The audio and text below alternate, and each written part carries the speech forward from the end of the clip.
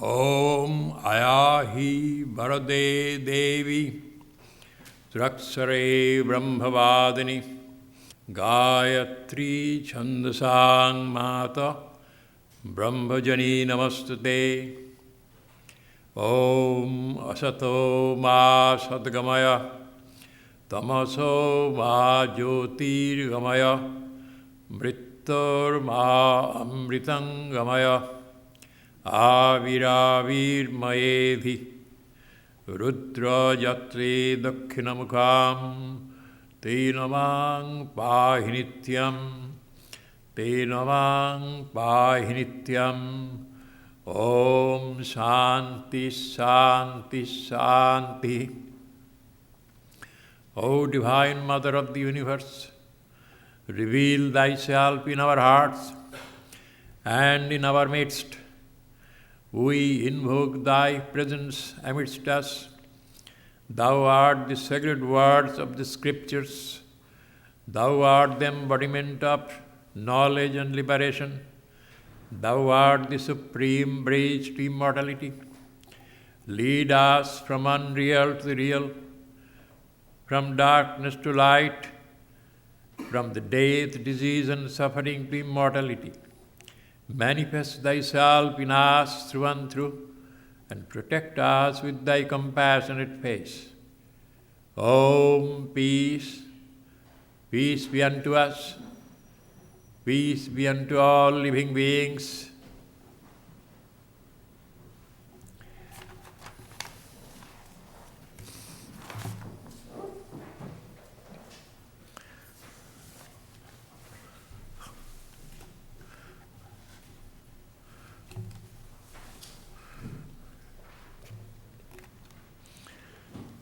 Our subject this morning is Patanjali and his yoga way.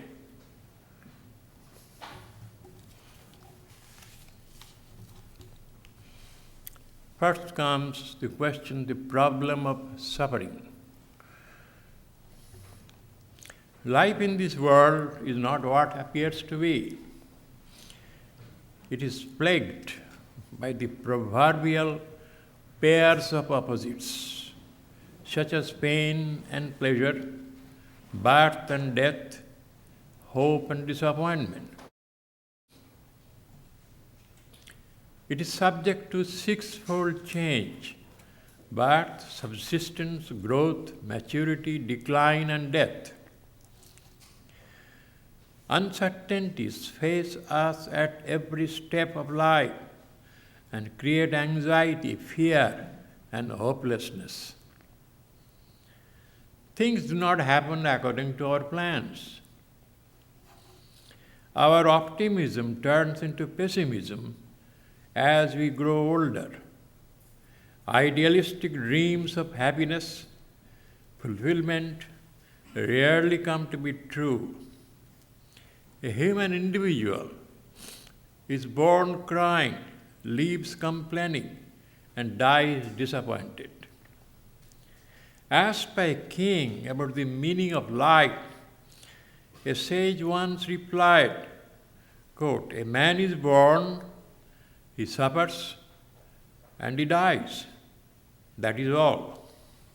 The agonies of life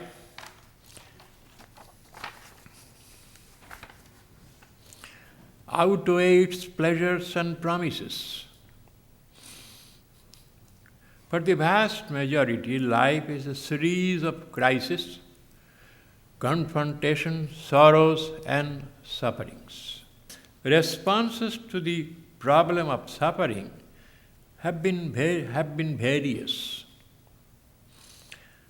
Prophets who believe in coming of a prophet hope that someday a prophet or an incarnation of God will be born and usher in a golden age of peace and happiness. Fatalists cope with the problems of life, assuming them to be the decrees of fate. Transcendentalists try to withdraw from life and seek solace in serenity of spiritual plane. Pragmatists maintain that this life is the only life we have, and so we must enjoy it to the full.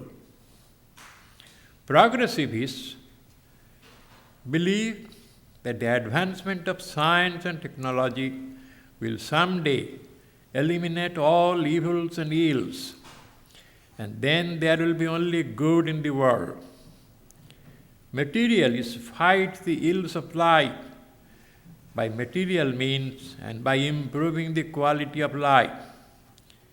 People of faith bear with suffering and practice religious virtues, hoping for compensation hereafter.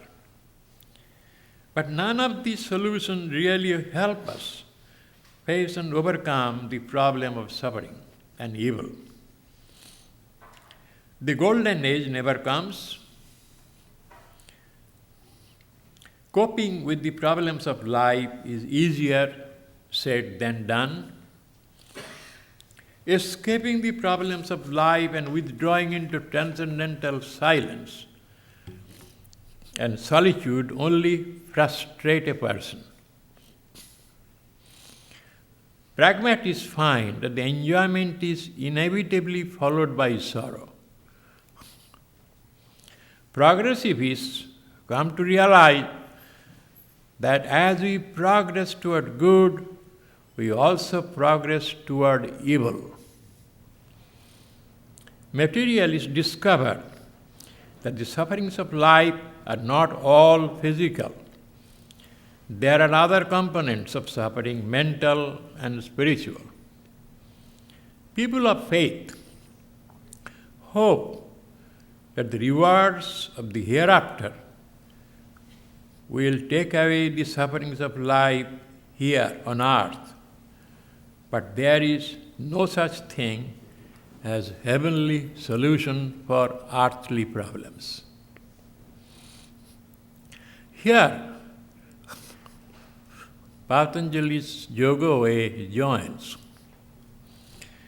The yoga way responds to the ills of life are not created by extra cosmic God or by the outside world, by fate, luck, or chance. According to Patanjali Yoga, there are 5 causes of suffering: ignorance of reality, ego, attachment, aversion, and clinging to life.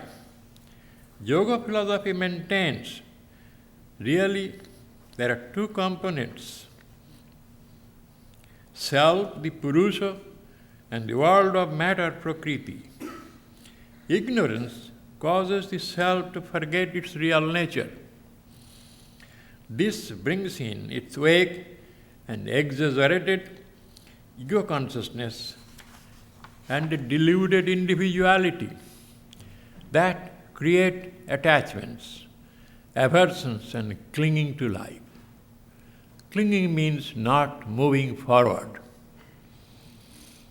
The root cause of suffering is the apparent embodiment of the ever-free self, and the self getting lost in the world of matter. The world of matter, which includes our body and mind, is material and has no consciousness of its own. The consciousness of our body and mind is borrowed consciousness of the Purusha or the self within. The problem of suffering is essentially spiritual and requires a spiritual solution, which is direct perception of our true self. Yoga system tells us the natural tendency of the human mind is towards self-realization. People think it is hard to concentrate. Left to itself, it will go down the drain. But Patanjali tells us opposite. Left to itself, self is move upward. It wants to be alone and free. See, sit alone on a ocean front or a mountain top, alone. Your mind will gravitate towards self. The master urge of a human individual is not sex gratification or acquisition of power or wealth, as psychologists would have us believe, but desire for unbounded joy, unrestricted awareness, and eternal life. All our thoughts, toils, are a search for this fulfillment, which is attained when we get established in the self. This self has been designated by various systems as personal God, Allah, Krishna, Vishnu, Jehovah, and so forth. The journey of self-realization is essentially an inward journey through the layers of our mind, through the wilderness of temptations, desires, attachments, and delusions.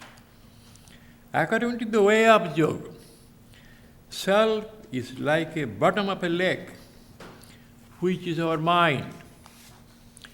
The waters of the lake are constantly agitated, creating various waves. We do not perceive the bottom because of the waves. The tendency of the lake is to return to tranquility, but it remains agitated due to the impurities and distractions of the mind, in the form of desire for sense pleasure, attachment to the results of action, accumulated bad habits and tendencies created by ignorance, delusion, and spiritual blackout. The only way to the melodies of life is to re-establish contact with our true self. And the only way to make that contact with the true self is through uninterrupted meditation and concentration.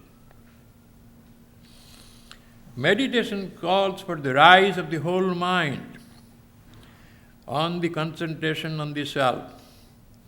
Concentration depends upon the self-mastery, and self-mastery depends upon spiritual awakening and withdrawal of the mind from all attachments, desires, and sanskaras, deep-rooted tendencies and thoughts. The step leading to meditation is one-pointed concentration. Such concentration, you must remember, does not develop by itself. It has to be practiced consciously, regularly. Not that one day you do, after that you take a holiday for next 2 weeks. If you do not do one day, you go back 2 weeks. The obstacles to concentration are the drags of the sanskaras. Generally speaking, there are 4 ways to overcome the drags. Sanskara means a very deep potency of thought, worldly thought. They change our biochemistry, glands, hormones.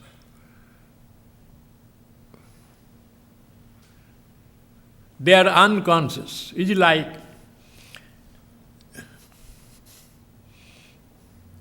when you see walking in a bakery or pass by a bakery, smell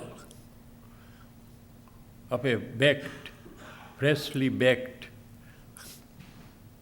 cake, immediately your mouth begins to water. Why? The smell came and it triggered the glands to secrete. That is called sanskara. Obstacles are not mere all thoughts. Thoughts are on the surface. You can counter them by reasoning. Thoughts, when repeated, they become habits. Habit has been explained. The word habit has H-A-B-I-T. If you take away the letter H, a bit remains. If you take the letter A, bit remains. If you take the letter B even, it remains. See, it is such, that is called habit. And habits, when they are repeated, they become sanskar. Anything which you find easy, you must know, you practice that for a long, long time.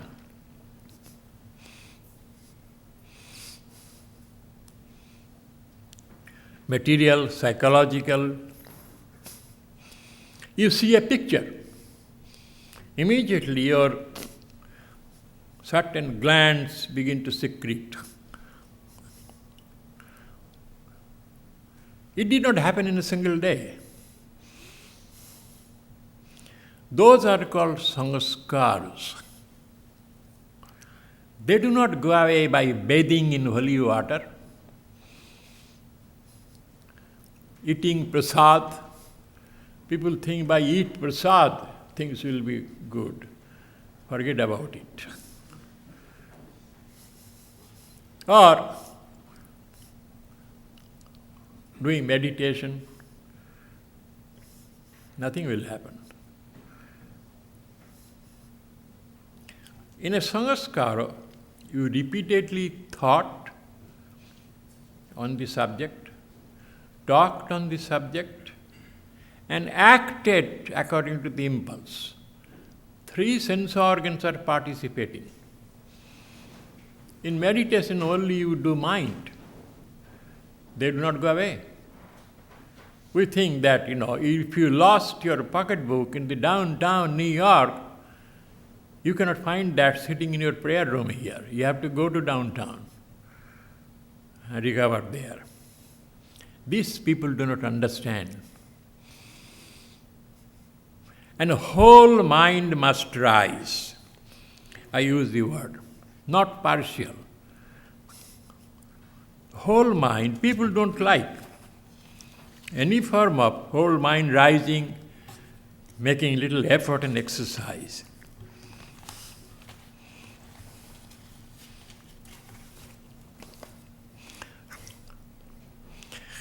The best reasons ever for not exercising, I am giving you some tips. I believe you all hate exercise. My grandmother started walking 5 miles a day when she was 60. She is now 97, and now we don't know where she is.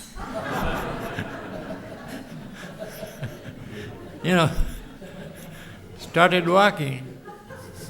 I like long walks, especially when they are taken by people who annoy me.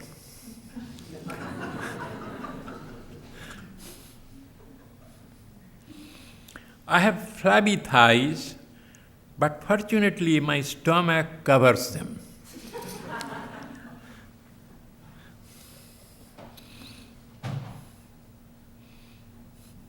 The advantage of exercising every day is that you die healthy.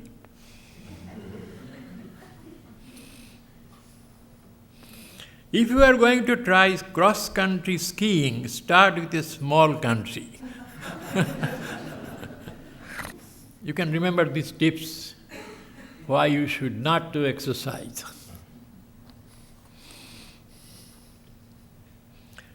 So that is about the sanskaras. which is the most unique contribution of Patanjali's system. Other systems have gone in a cursory way, general way. All our attachments are not just thoughts. They have contaminated our body chemistry. It has affected our hormones and glands.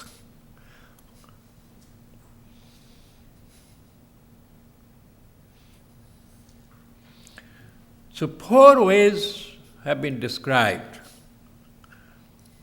to subdue the sanskaras. First is the way of persuasion, tries to convince us by reason, self-analysis, that our real identity is not the body or mind, but the self.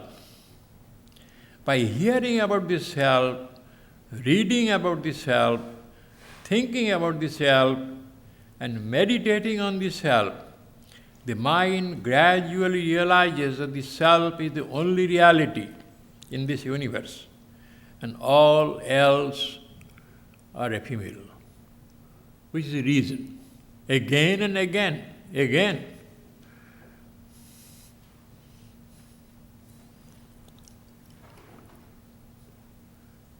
When you hear again